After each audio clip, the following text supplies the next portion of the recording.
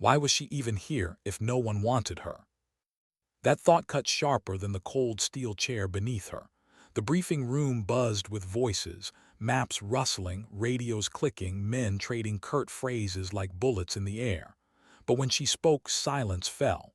Not the kind that listens, the kind that ignores, the kind that erases. She leaned back, arms crossed, jaw tight. They talked over her, planned around her, as if she were a shadow that somehow got assigned a seat at the table. And yet on her lap rested a thin folder, closed, unremarkable. Inside, a single detail none of them had seen. None of them knew, not yet. Her hand brushed it once, then drew back. She would not speak, not now. Because history isn't written in voices that scream. It's written in silence and steel. The mission outline scrawled across the screen glowed with ghostly blue, coordinates, timelines, contingencies. The target was deep inland in a valley wrapped in fog and mistrust. A supply depot, but more than that, something that pulsed with strange importance. A strike was being argued, dissected, chewed over. She watched the commander's pen dance in the air as he spoke. He had presence, authority, a voice that cracked through the hum of fatigue. Everyone nodded. Everyone obeyed. Except her. She wasn't nodding, she wasn't obeying, she was remembering. That valley, that fog, that depot. She had been there once before. Not officially. Not even as a soldier. Years ago, before the uniform, before her name carried a rank. A different life, a different reason, and a different loss. And though no one here knew it, that was why she couldn't walk away. "Lieutenant," someone barked. Her head snapped up. The commander's eyes landed on her, sharp as a blade. "You've been quiet, problem with the plan." Every head turned. The sudden spotlight should have felt like vindication. Finally, her chance to speak. Finally, recognition. But it was a test. And tests in this room were designed to make people fail. She inhaled steady. "No problem, sir," she said, her voice smooth. "Just listening." A few of them smirked. She felt the heat of it, the silent laughter. She let it pass. Because silence could be a weapon too. Later outside, the night pressed heavy against the base. Floodlights carved long shadows stretching across mud and wire. Engines coughed in the distance. She walked alone toward the barracks, boots crunching gravel like glass. A voice caught up to her. "Hey." It was Tor's big, easy grin. The kind of soldier who could make misery feel like a joke. He slowed to her pace. "Don't let M get under your skin. They don't know you." She glanced at him. "And you do. Better than most. You keep your mouth shut. That scares them." He chuckled, then grew softer. "They'll learn one way or another." She wanted to believe him, but belief was dangerous. Sleep didn't come, not really. She lay in the narrow cot, staring at the ceiling, listening to the barracks breathe around her. Someone muttered in a dream. Another cursed. A third prayed. She rolled onto her side, shut her eyes. But memory crawled through the cracks. That valley, that fog, that depot. And her brother's face, just 17 then, laughing, shouting, alive. Before the sound of rotors overhead. Before the fire that rolled like a wave. Before the silence that followed. They never recovered him, not a body, not even his tags, just an official word, gone. She pressed her palm over her chest, feeling the ache that hadn't left in years. This mission wasn't just a duty, it was the ghost of unfinished grief. And no one knew. Dawn came gray and reluctant. The team assembled on the tarmac, helmets tucked under arms, packs slung across shoulders. Engines growled awake. The commander barked orders, checking names, ticking boxes. She stood straight, expression unreadable. "Williams. Here. Tors. Here." Her name came last, deliberate. "Lieutenant Hale." She stepped forward. "Here." The commander's eyes narrowed, not distrust, not exactly, something worse, dismissal. "Stay sharp," he muttered, already turning. "Stay sharp," as if sharpness had saved her before. The helicopter lifted, blades chopping the morning into shards. Wind roared, drowning thought. She sat near the door, rifle resting across her knees, eyes fixed on the horizon. Below, the land unfolded, rivers like scars, forests like secrets, villages scattered like dice thrown by an unseen hand. She caught Tors watching her. He grinned. "You ever think about what we'll be remembered for?" She didn't answer, because she already knew. Most of them wouldn't be remembered at all. The valley rose ahead, wrapped in mist. The depot hidden inside it waited like a heartbeat. The radio crackled with updates, coordinates shifting. 5 minutes out, the pilot called. Her pulse stayed even, her face calm, but inside something twisted, an old ache rising, colliding with the weight of the present. 5 minutes, and then silence would speak. The insertion point was rough, the landing harder than planned. Boots hit dirt, knees bent, rifles up. The team fanned out, moving with disciplined precision. Hale kept her position at the flank, eyes sweeping, ears tuned. She knew this ground too well. Every shape, every fold in the terrain pulled her back in time. The fog thickened, vision narrowed, every shadow carried threat. And then movement, a flicker at the edge of sight. She raised her rifle, breath held. "Hold," the commander whispered. "It's nothing." But she wasn't so sure. They pressed on, step after step, silence heavy, and with every step memory sharpened. She could almost hear him, her brother, running ahead, fearless, reckless, almost smell the smoke before it came. She clenched her jaw, focus. The present demanded it. Yet wasn't that why she was here? To face the past where it began. She didn't answer herself, she simply walked. Hours passed like minutes, minutes like hours. The depot loomed at last, half hidden by fog, a skeleton of steel and stone. Guards patrolled lazy arcs, rifles slung low. The team crouched behind a ridge, breath misting in the cold air. The commander whispered the plan. Who would move, who would cover, who would breach? His words came clipped, efficient. Hale listened, eyes fixed on the structure. And beneath the steel, beneath the silence, she felt it again. A pulse, a memory, a promise she had carried for years. Tors leaned close. "You good?" She nodded. But inside she was anything but good. Because history had brought her back here. And history was waiting for her to choose. The signal came. They moved. Footsteps like ghosts, breaths held, fingers tight on triggers. The depot rose taller, closer, darker. Every second stretched thin. She moved in silence, steel in her hands, steel in her eyes. And though they had pushed her aside, ignored her voice, erased her presence, she was here. And when the moment came, no one could stop her from stepping into history. Why did the silence feel louder than gunfire?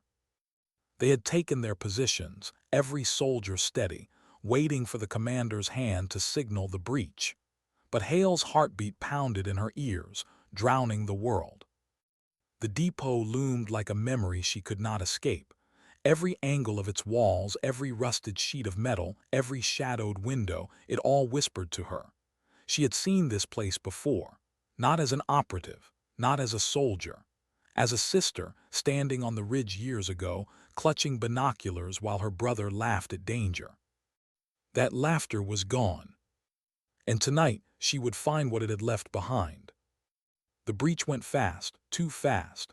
A single thud as the door gave way, boots slamming on concrete, rifles raised. The guards inside never had a chance. A shout, a burst of fire, then silence again. The team moved like a machine, tight, precise, unyielding. Hale followed, sweeping corners, breathing through clenched teeth. The depot smelled of oil and dust, of damp air that had lingered too long. Broken crates lay scattered, some split open, revealing shells and munitions stacked like bones. The commander barked orders. Tors pushed deeper with two others. Hale held the flank, her eyes scanning the dim light. But it wasn't the weapons that caught her. It was the sound. A hollow echo, a drip of water, and then a faint clatter far below. Basement. Her gut clenched. This wasn't just a depot. It had roots, and those roots went deep. She hesitated. Should she tell them? Should she break the silence and reveal what she suspected? Her fingers twitched over her radio, but no words came, not yet. Because what if she was wrong? What if she opened the wound and they dismissed her again? The commander's voice cut through, clear left. Tors, take the east hall. Hale, you're with me. She nodded, falling in step. They advanced down a long corridor, lights flickering overhead. Her boots scraped concrete, every sound magnified. She caught glimpses of herself in broken glass panes, a soldier's face, sharp, cold, unreadable. Yet beneath that mask, she felt the tremor of the girl who had once stood outside these walls, helpless, watching smoke rise. At the far end, they reached a stairwell. Rusted steps coiled downward into darkness. The commander paused. "Secure the ground floor first," he muttered. But Hale's eyes locked on the stairwell. Something pulled at her. A magnet in her chest, a voice only she could hear. Her brother had been down there, she knew it. She didn't know how, but she knew. The commander moved away. She stayed frozen. A choice, stay with the team or break away. Her hands tightened on her rifle. Her throat went dry. And then she turned, just a fraction, just enough to take one step down. The stair groaned beneath her. Hale. She froze. Tors. He had doubled back, watching her from the corridor. His face was unreadable in the flickering light. "Where you going?" "Checking something," she whispered. "You're off plan." Her jaw clenched. "Then cover me." For a moment silence stretched. Then with a sigh, Tors shook his head. "You'll get us both chewed out." But he followed. Step by step they descended. The stairwell swallowed them, each creak louder than a shout. The air grew damp, the smell heavier, oil, rust, and something else, something rotting. At the bottom, a narrow corridor stretched out, lined with pipes that dripped steady rivulets. Shadows pooled in corners. Hale raised her light. Its beam cut the dark like a blade. And what it revealed stopped her cold. Doors. 6 of them, heavy steel marked with faded numbers, locked. Prison cells. Tors muttered, "What the hell is this place?" Her chest tightened. The memory came back in full, unrelenting. That night, the explosion, the fire, the orders that claimed it was just a strike on supplies. But this wasn't a depot. It had never been just a depot. It was a cage. She stepped closer, running her hand over the cold steel of the first door. The silence pressed in. And then from the third cell, a sound weak, fragile, human. Her breath caught. She pushed to the door, peering through a slit no wider than her palm. At first, nothing, just dark. Then eyes. 2 eyes, sunken but alive, staring back. Her heart slammed. Tors cursed under his breath. "Holy, there's people in here." She nodded, throat tight. She wanted to speak, but no words would form. The eyes blinked slowly. A whisper seeped through the slit, so faint she almost thought it was her own memory. "Help." She stepped back, trembling. The mission plan hadn't said anything about this. No one upstairs knew. Tors grabbed her arm. "We can't open these. We don't have the keys and we don't have orders." She shook him off. "Orders don't matter." "Like hell they don't. You break chain of command down here, you'll burn your career." She looked back at the cell, at those eyes, at the silent plea etched deeper than any order. Career, reputation, recognition, none of it mattered. Not compared to this. She gripped her rifle tighter, then let it burn. They searched, keys weren't there. Locks were heavy, impossible to break without alerting the whole valley. But the prisoners whispered, now hoarse, desperate, words in fragments. "They'll come back. Not much time. Please." Hale's pulse raced. She felt Tors watching her, torn between duty and something heavier. "What do you want me to do, Hale?" he muttered. "If we tell command, they'll pull us out. They'll bury this. You know that." Her silence was answer enough. Footsteps above, voices echoing, the team moving closer. Tors leaned in. "We can't stay here, make a choice." Her eyes locked on the cell one last time. Those eyes staring back, mirrors of her brother's, mirrors of the night she lost him. She made her choice. By the time the commander stormed down into the basement, Hale and Tors were already back in formation, rifles raised, masks on. The commander's eyes flicked to the cells, narrowing. He said nothing, not yet. But Hale knew. He had seen this before. He had known all along. And in that silence, history shifted. That night after exfil, the team gathered in the debriefing tent, exhaustion etched into their faces. The commander gave his report, clinical, detached, supplies destroyed, target neutralized, no losses. Not a word about the prisoners. Hale sat stiff, hands clasped, lips pressed tight. Her mind replayed the whispers, the eyes, the unanswered pleas. Tors glanced at her across the table. He didn't smile this time. He didn't need to, he understood. And in that understanding, she knew she was no longer alone. But she was no longer safe either. Because now she carried something the others refused to see, something that would change everything. She walked out into the night. Stars spread wide, wind cutting sharp across her face. She closed her eyes. Her brother's laugh echoed again, softer this time, not haunting, guiding. And she realized the mission wasn't over. Not until the silence itself was broken. What happens when the truth is too heavy to carry, yet too dangerous to leave behind? That question pressed against Hale's chest as the night wind gnawed at the base. The debrief was over. The others had gone to their bunks, collapsing into restless sleep.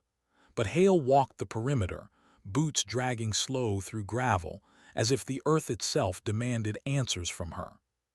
The prisoner's eyes wouldn't leave her. Those whispers clung to her ears. "Help, please, they'll come back." But command had erased it, buried it. And she had stayed silent. The weight of that silence felt worse than any bullet. She slipped into the barracks late. The bunks were dark, filled with the chorus of snores and dreams. Tors lay on his back, staring at the ceiling, eyes glinting in the faint red glow of the exit light. "You're not sleeping," she whispered. "Neither are you," he murmured back. She sat on the edge of her cot, unlacing her boots slowly, deliberately, as if that ritual could buy her time. "They're going to forget them," she said. They already did. Silence stretched between them, heavy, broken only when Tors shifted and leaned on his elbow. His face was shadowed, but his voice carried weight. "What's it to you, Hale? You didn't know them." She didn't answer, couldn't, because it wasn't about the prisoners, not really. It was about her brother. About being 17 and powerless, watching him disappear into smoke while the world told her to move on. "I can't let it go," she whispered at last. Tors exhaled. "Then you better be ready, because if you pull that thread, everything unravels." The next day dawned sharp and colorless. The team loaded gear, prepared for another patrol. The commander barked orders with mechanical precision, his eyes never resting on Hale, almost as if she didn't exist. And maybe that was his plan: erase her, ignore her until she vanished into the machinery of war. But she didn't vanish. She watched, listened, waited. There were questions buried in that valley, in those cells, and someone, somewhere, had answers. The patrol rolled out, trucks grinding over rough dirt roads, dust choking the air. The landscape stretched barren and merciless, hills like scars, sky flat and pale. Hale sat in the back, rifle slung, helmet tipped low. Tors beside her, chewing on nothing, jaw tight. He leaned close so only she could hear. "You're still thinking about it." She didn't deny it. He spat dust from his mouth, muttering, "You'll get yourself killed." Her eyes stayed fixed on the horizon. "Or I'll finally live with myself."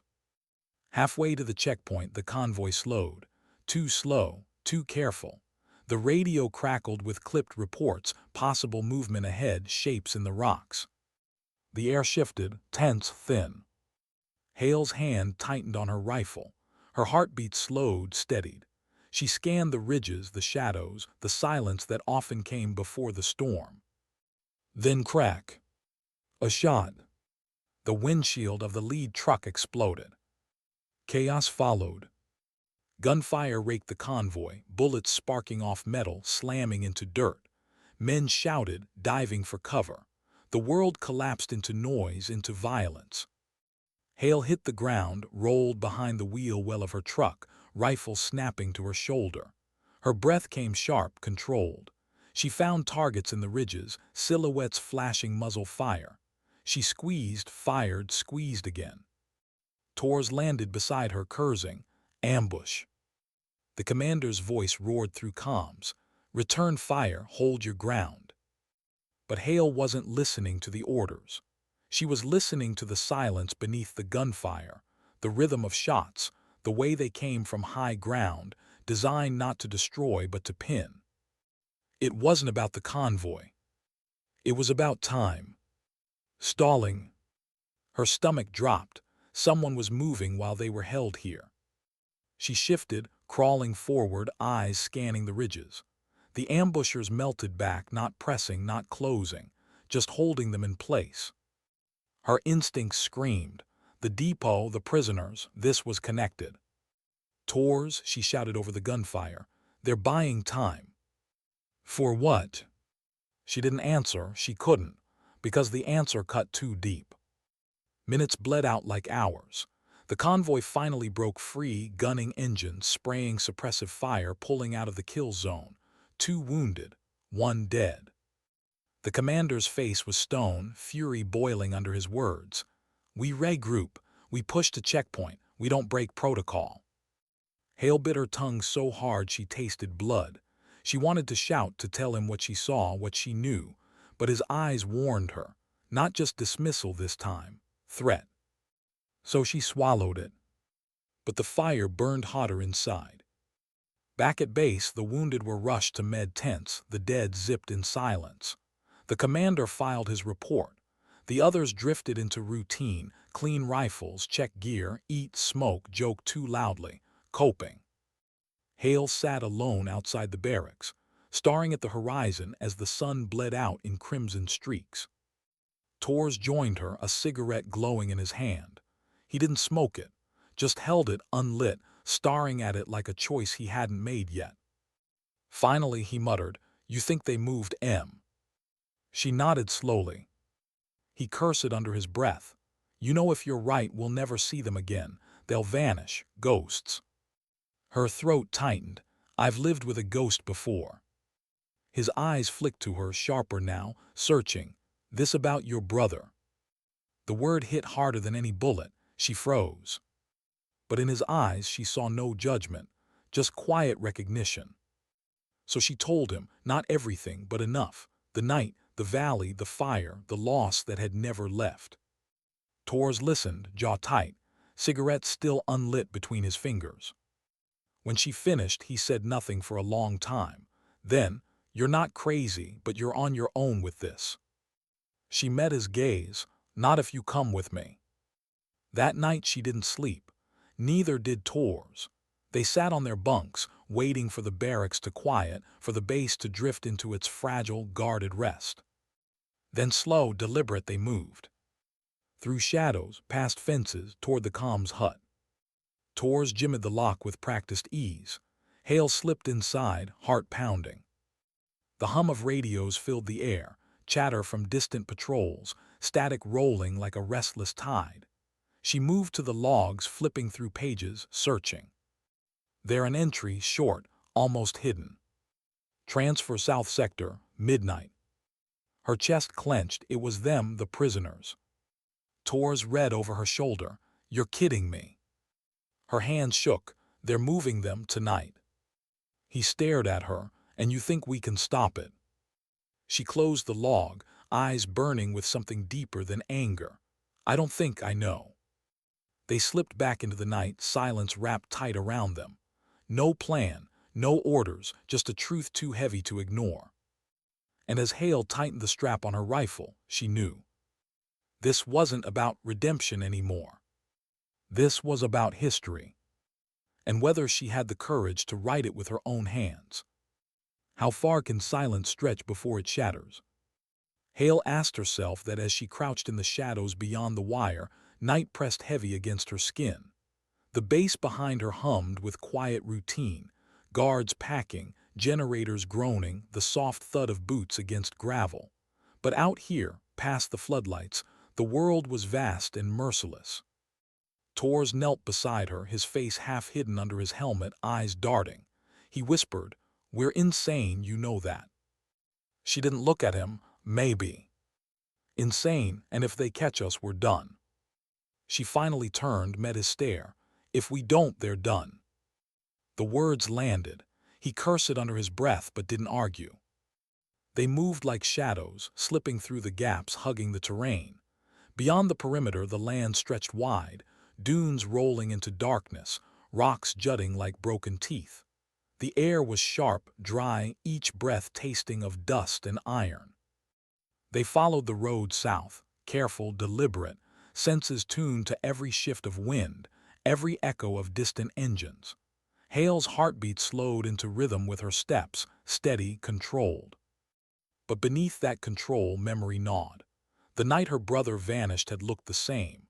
The same kind of moon, thin and pale, the same air, heavy with silence, the same dread curling in her gut. She forced it down, focus. This wasn't about the past, not anymore. Or was it? Hours bled out in silence until headlights appeared on the horizon, dim, bobbing, weaving through the darkness. A convoy. Hale dropped low, raising her binoculars. 3 trucks, armed guards in the beds, a cage strapped to the rear. Her chest clenched. That's them. Tors exhaled slowly. We're 2 people with rifles. What the hell do you think we're gonna do against that? Not everything, she whispered, just enough. She scanned the terrain, narrow stretch ahead, rocks clustered like jagged teeth on both sides, perfect choke point. Her brother's voice flickered in memory, half a laugh, half a dare. You always see the traps before I do. She blinked hard, shoved it down. This time she wouldn't just see it, she'd act. They moved into position, crawling into the rocks. The ground was sharp, cutting at their palms, grinding under their knees. Hale steadied her rifle, scope fixed on the convoy as it neared. Tors muttered, "We hit them, it'll be loud, real loud." "We don't need to win," she said. "We just need to break it." The trucks drew closer, engines growling, headlights carving white scars into the night. Hale's finger hovered over the trigger, her breath slowed, the silence stretched. And then she fired. The first shot shattered the windshield of the lead truck. The second blew the tire. Metal shrieked as the vehicle veered, slammed into a ditch, blocking the road. Chaos erupted. Guards shouted, scrambling, rifles snapping up. The other truck skidded, brakes squealing. Tors opened fire, bursts controlled, precise. Guards dropped, shadows jerking into the dust.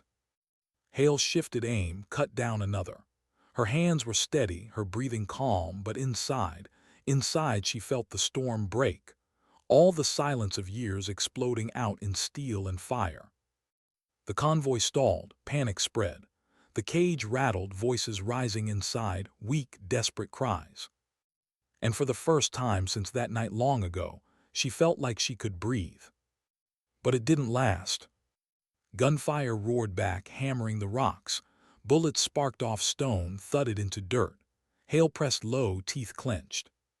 Tors grunted, jerking back as a round tore his shoulder. He dropped flat, blood spreading. "Tors." "I'm fine," he growled, voice tight. "Keep shooting." She hesitated, torn between him and the cage, between the living and the wounded, between now and then. His hand clutched her arm, eyes burning. "Don't stop, finish it." She nodded once, swallowed hard, and rose just enough to fire again. She cut down the guard climbing the cage. Another dropped his rifle and bolted into the night. The prisoners inside screamed, pounding on metal, voices ragged with hope and terror. But more guards swarmed from the trucks, too many. Hale's magazine clicked empty. She ducked, reloaded fast, fingers moving without thought.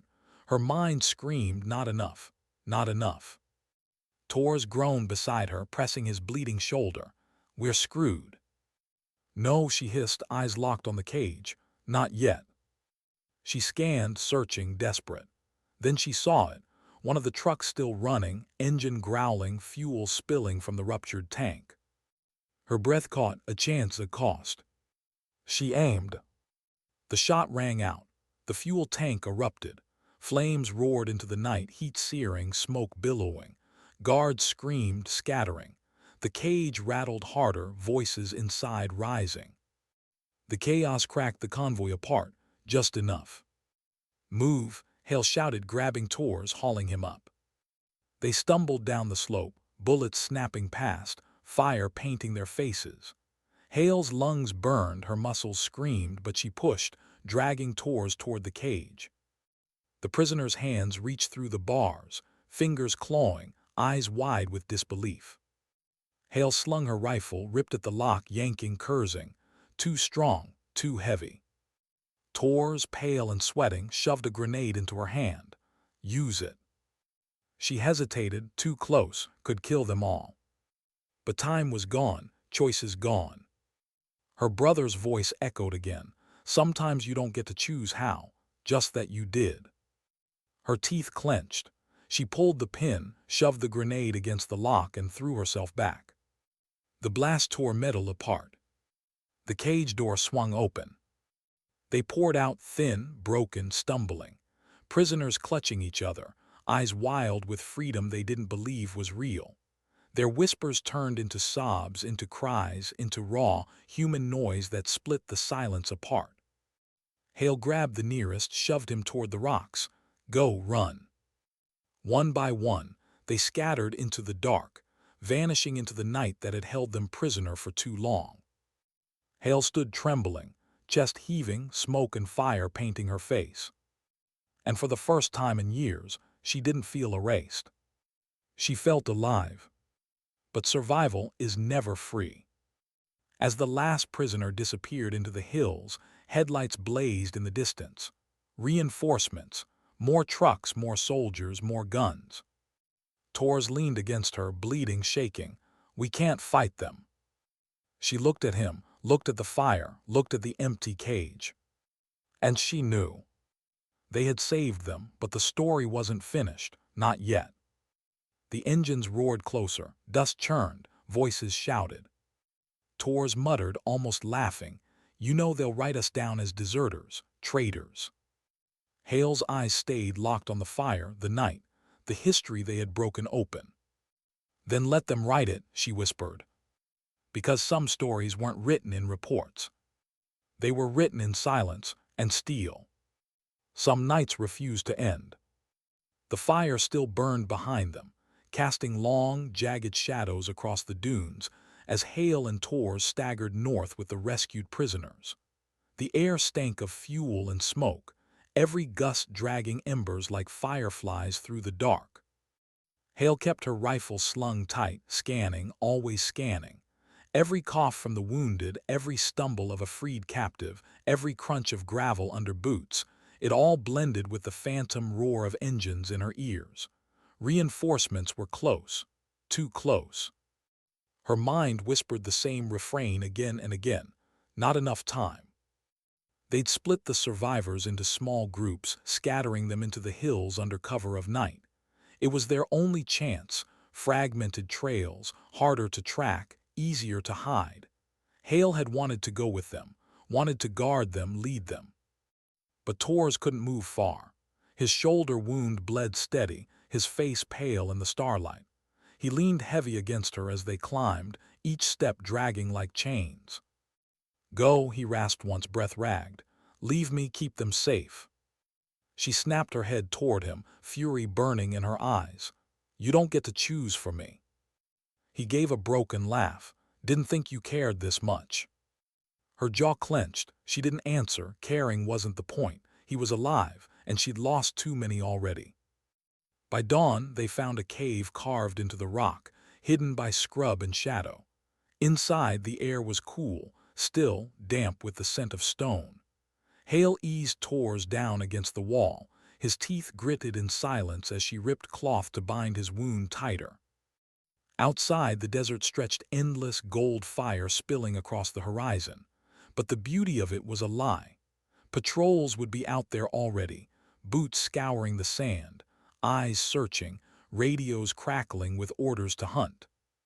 She wiped the blood from her hands, sat back, and let the silence press in. Tors broke it first. His voice was rough, frayed. "They'll brand us traitors for this." Hale didn't look at him. "They can brand me whatever they want." "You don't care." She finally turned, meeting his gaze, her voice a razor's edge.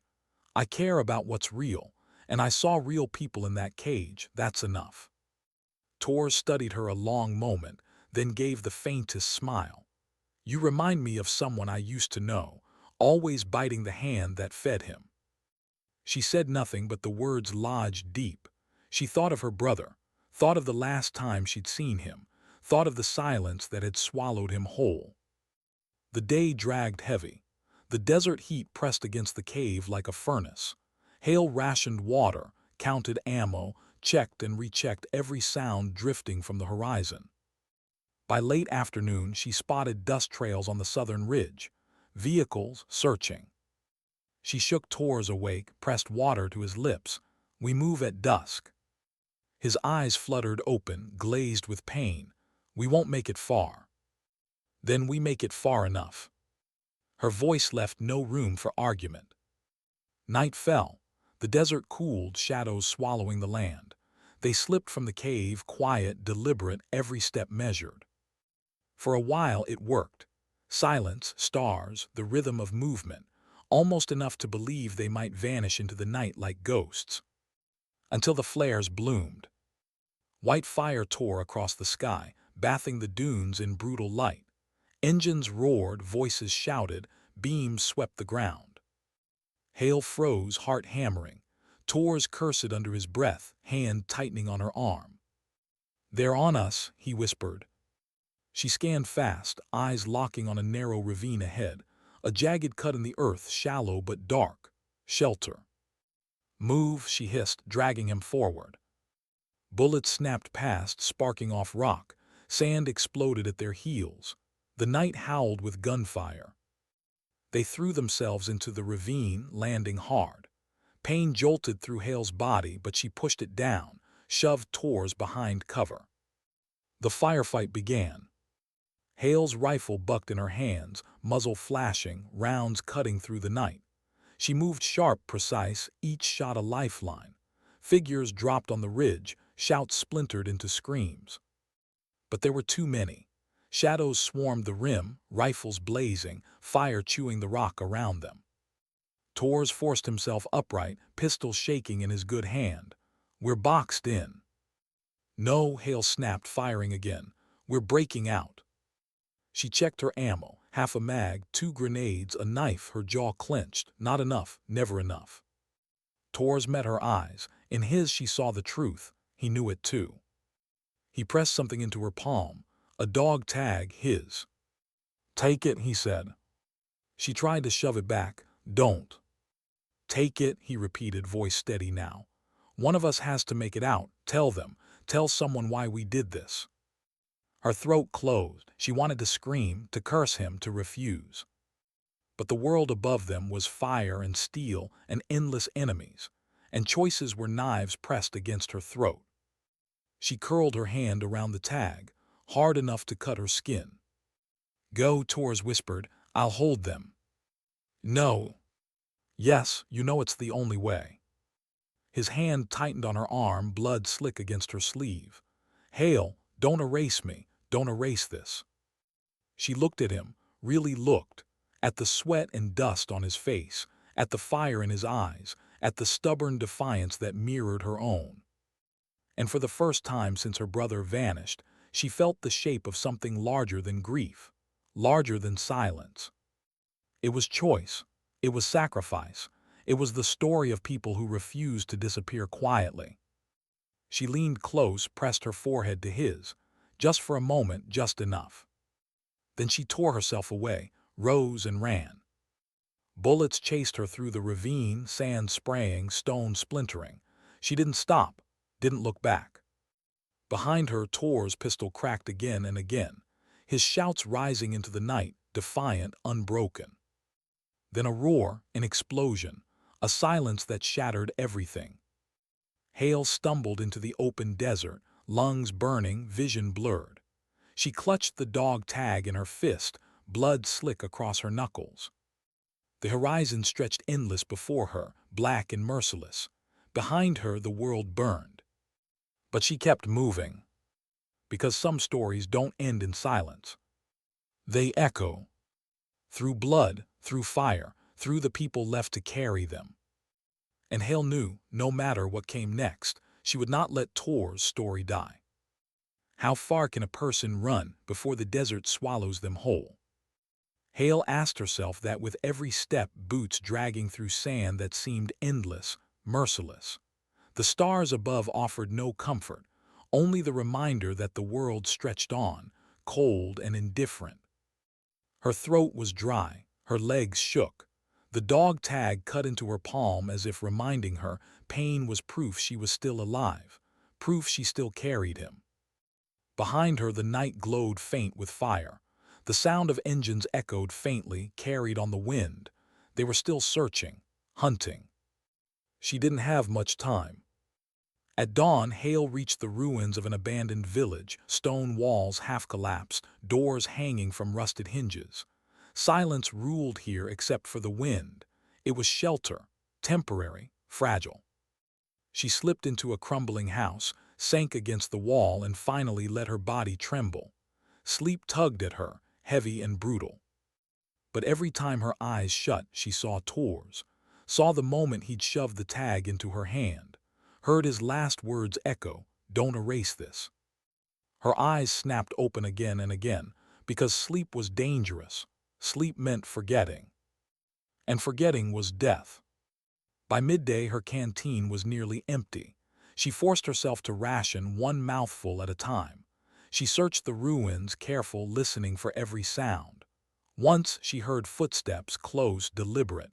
She froze, weapon ready, heart pounding. A boy emerged from the shadows. Thin, maybe 12, eyes wide, a loaf of stale bread clutched tight in his arms. They stared at each other, neither moved. He bolted. Hale didn't follow, but the bread, it meant something. Someone else was out here, someone alive. That was dangerous, and maybe it was hope. Night fell again. She was moving before the stars had fully taken the sky, keeping to shadows, every sound sharpening her nerves. The boy had been a ghost, or a trail, she couldn't decide. But 2 hours into her march, she saw the firelight, faint, low, hidden behind rocks. Voices murmured. She crept closer, belly against the sand, rifle steady. 3 figures sat around a small flame. Civilians, locals, one of them the boy. She could walk away, she should walk away.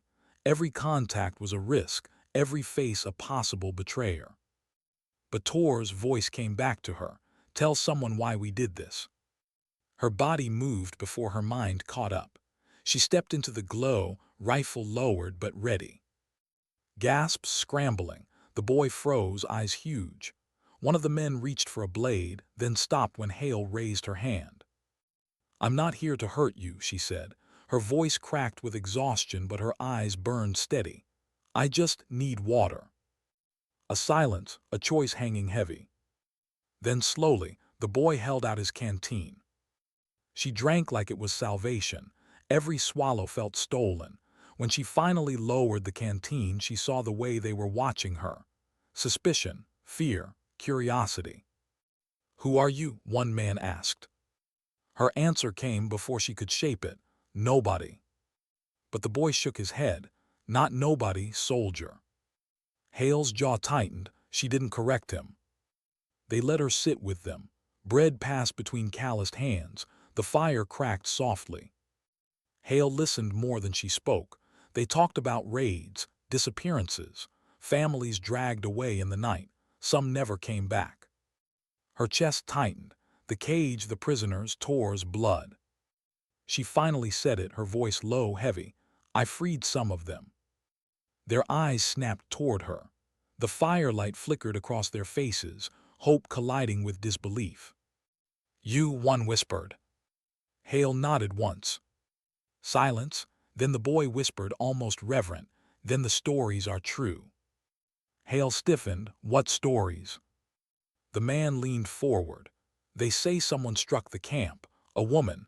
They say she burned it down and led people out. Her breath caught. Word was already spreading. Tor's sacrifice wasn't silent, it was alive. And for the first time in days, she let herself breathe a little deeper. But with hope came danger. 2 nights later, the village where she hid with the boy's family was surrounded. Engines, radios, dogs barking in the dark. Hale didn't wait. She shook the boy awake, pressed his father's hand tight. Stay hidden, don't tell them I was here. The father's jaw clenched. His voice shook, but it carried steel. Go, we'll protect his story, and yours. Her throat tightened. She wanted to say more, wanted to thank them, warn them, promise she'd come back. But there was no time. She slipped into the night, rifle in hand, shadows swallowing her whole. The chase became endless, days blurred. Every step forward was shadowed by the sound of pursuit, helicopters beating the air above, tires grinding sand below. Yet with every place she passed, burned-out huts, whispering survivors, scrawled messages left in cracks of stone, she felt it. Her story wasn't dying. It was multiplying. Somewhere she heard a voice whisper in awe, the silent soldier walked still. And Hale realized she was no longer just running for herself. She was carrying Tor's, the prisoners, the villagers, her brother, everyone who had vanished in silence. Their weight pressed against her shoulders, heavy, crushing. And it kept her moving. One night, cornered in the cliffs, gunfire sparking against stone, Hale found herself staring at the dog tag again. Her hand trembled, her breath came fast. She wanted to drop it, to let go of the burden, to stop running. But then shouts echoed from above, boots thundered closer. And Hale closed her fist around the tag, hard fire filling her veins.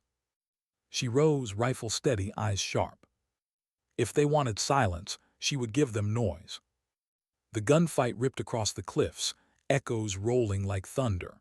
Hale moved like a shadow, sharp, relentless, cutting down the hunt one shot at a time. It wasn't survival anymore. It was defiance. It was history written in steel. And as the last shot rang out, leaving the night eerily still, Hale stood alone on the cliff, breath heaving, rifle smoking. Her face streaked with dirt, her eyes alive with fire. And somewhere deep inside, a thought burned steady. They had tried to push her aside. But she wasn't going quietly. How long can you carry the weight of ghosts before it crushes you?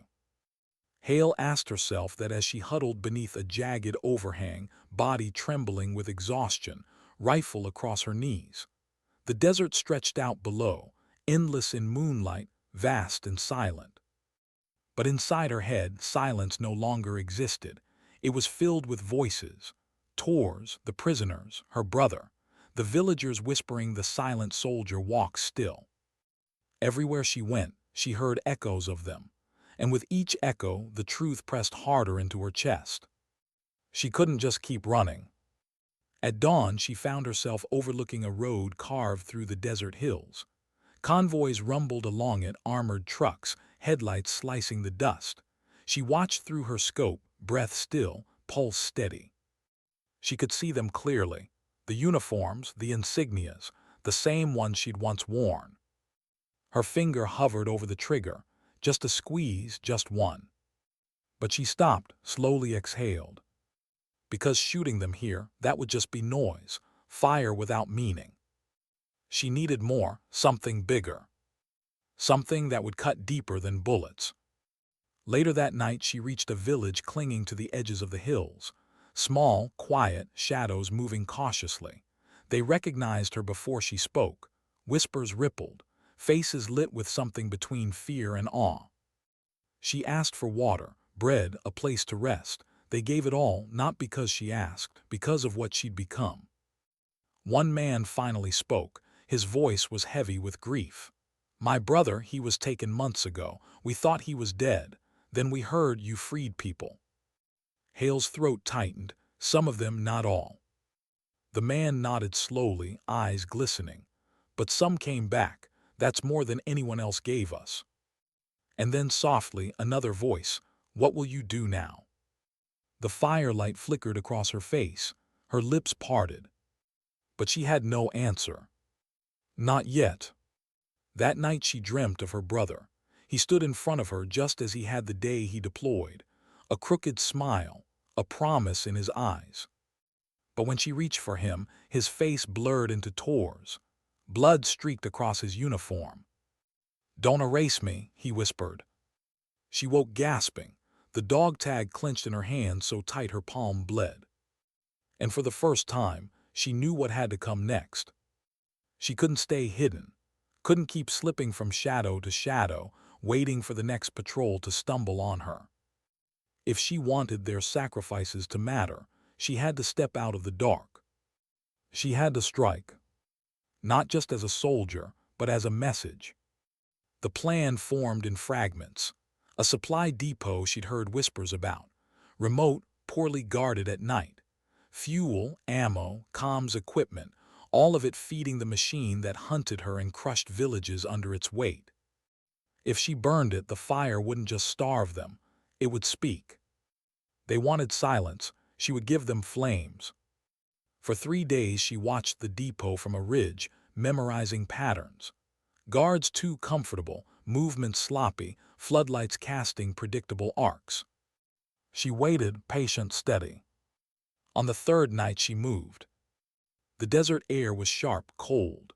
Her breath fogged faintly as she crawled through sand and stone, body pressed low.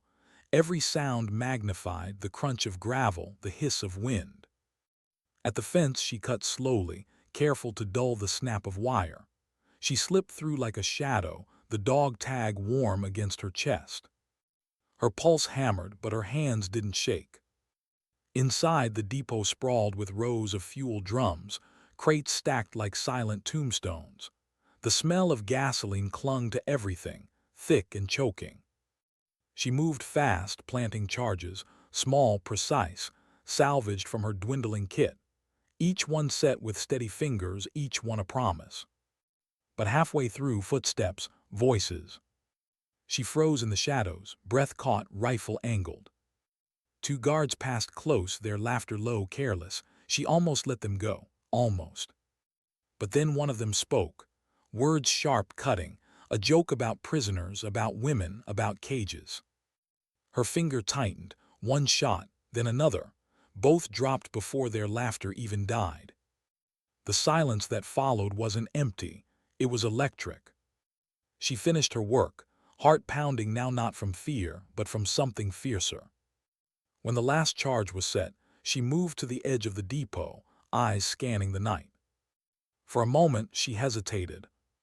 Once she lit this fire, there was no going back. No more hiding, no more fading into shadows. They would know she was alive. They would know she was striking back. And every survivor, every villager, every whisperer of rumors would know too. She looked at the dog tag, curled her fist around it. "Don't erase this," she whispered. Then she pressed the trigger. The explosion ripped the night open. Fire roared skyward, a blossom of orange and black. The ground shook, drums bursting one after another in a chain of thunder. Flames licked the horizon, painting the desert in savage light. Sirens wailed, shouts filled the air. But Hale was already gone, vanishing into the hills, the inferno burning behind her like a second sunrise. By morning, the whispers had changed. She wasn't just the silent soldier. She was fire. Some called her ghost, Some called her traitor. But to the ones who had lost everything, she was proof that someone still fought. And Hale knew she could never turn back now. Her war had become bigger than herself. Still, in the rare quiet moments, doubt clawed at her. She stared at her reflection in pools of stagnant water, at the hollowed cheeks, the eyes rimmed with red, the dirt and blood painting her face. She barely recognized herself anymore. Was she still a soldier, or just a shadow kept alive by rage and memory? But then she remembered Tor's last stand, her brother's smile, the boy's wide eyes when he called her soldier. And she answered herself in silence. She was what they needed her to be. That night from her perch in the hills, she watched searchlights sweep the desert in frantic patterns. Trucks raced along roads, convoys doubled in size.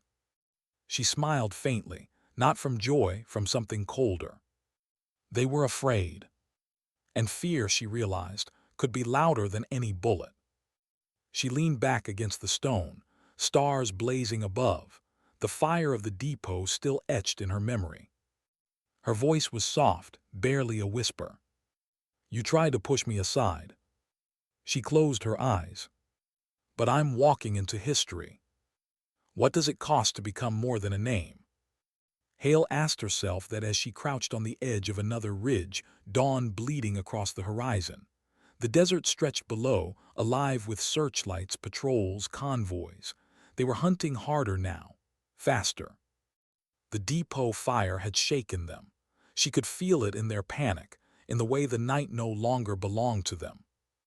But she also felt something else, weight, the weight of stories traveling faster than she could, whispers blooming like wildfire, the silent soldier, the woman who burned their camp, the ghost who wouldn't die. Every step she took, the legend grew, and with it came the truth she could no longer outrun. Legends don't live long. She found shelter in an abandoned schoolhouse 2 villages over. Chalk still clung faintly to the boards, desks lined with dust, children's drawings faded on the walls. The silence there was heavier than any battlefield. She sat at one of the desks, rifle laid across it, dog tag in her palm. Tor's, her brother, the prisoners, every face she'd carried in silence. What would they say to her now, that she'd done enough, that it was time to rest? Or that it wasn't over until she chose how the story ended? Her eyes drifted to the drawings on the wall, stick figures holding hands under a bright sun. Simple, innocent. And something broke quietly inside her. She whispered into the emptiness, "I can't give them silence, not anymore." By nightfall, the schoolhouse was surrounded. She expected it. She'd left tracks easy enough to follow, not because she was careless, because she wanted them to find her. Engines cut through the dark, voices barked orders, boots hammered the ground. She stayed inside, calm, steady. She checked her rifle, loaded her last magazines, felt the weight of 2 grenades at her belt. The dog tag lay cold against her chest. This wasn't escape anymore. This was message. The first breach came with a crash of splintering wood. Hale moved fast, precise. 2 shots dropped the lead men, another clipped the floodlight that blinded the room. Darkness swallowed them again. Shouts erupted, chaos. She moved desk to desk, every motion practiced, efficient, a shadow among shadows. But for every man she dropped, 2 more surged forward. Bullets chewed plaster, shattered chalkboards, ripped the air. Still she held her ground, not because she thought she could win, but because winning wasn't the point. The point was to be seen, to be remembered. Minutes stretched into eternity. Smoke choked the air, dust clouding with every shot. Hale's body screamed with pain, grazes, bruises, the sting of shrapnel. But she didn't stop. She couldn't. Her mind whispered a steady rhythm, "Don't erase this, don't erase this." And somewhere in the chaos she felt it, the weight of their fear, not of her gun, not of her body, of her defiance. When her last magazine clicked empty, she reached for the grenades, pulled one pin, then another. Her breath slowed, her eyes closed, and for a moment she was back at the briefing table years ago, sitting small, ignored, pushed aside while louder voices spoke over her. She remembered the shame, the heat in her cheeks, the way she'd swallowed her protest and told herself maybe she wasn't enough. And now here she was, a soldier alone, about to leave the kind of mark none of them could erase. Her lips curved, not in a smile but something quieter. Acceptance. The grenades roared, tearing the schoolhouse into a storm of fire and dust. The blast rocked the ground, flames curling into the night sky. And in that fire, Hale's story burned itself into history. In the weeks after, whispers grew louder. Villages repeated her name. Some said she died in the blaze. Others swore she walked still, slipping through the desert like a ghost, fire in her eyes. The truth didn't matter anymore, because what mattered was what she'd left behind. A story that refused silence. A story that turned one ignored soldier into a symbol of defiance. Years later, someone found a dog tag half buried in sand near the ruins of that schoolhouse. The name etched on it was worn, edges scarred by heat. But when they held it up, light caught on the steel, and it shone like something unbreakable. No one agreed on her final fate, but everyone agreed on this. Sometimes dignity doesn't speak. It simply acts. The camera would hold on the dog tag, glowing in the last light of sunset. Then fade to black. Silence. A silence that wasn't empty but full. A silence carrying her story into history.